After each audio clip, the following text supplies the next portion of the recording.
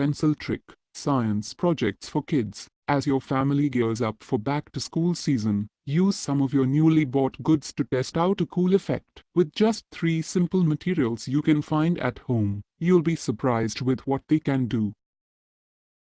How we did it: fill the plastic bag halfway with water.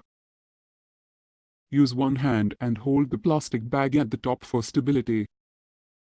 Use a pencil to quickly pierce the bag and water. What's going on? Most plastic bags are made of polyethylene, a polymer that is durable, flexible, and shaped like long strands. When the pencil is quickly pierced into the bag of water, the polyethylene molecules separate but don't break, forming a seal around the pencil. If the pencil is pierced into the bag before the water is put in, the water will leak. Try the experiment with a faceted pencil, a larger pencil, or a thicker plastic bag. What happens?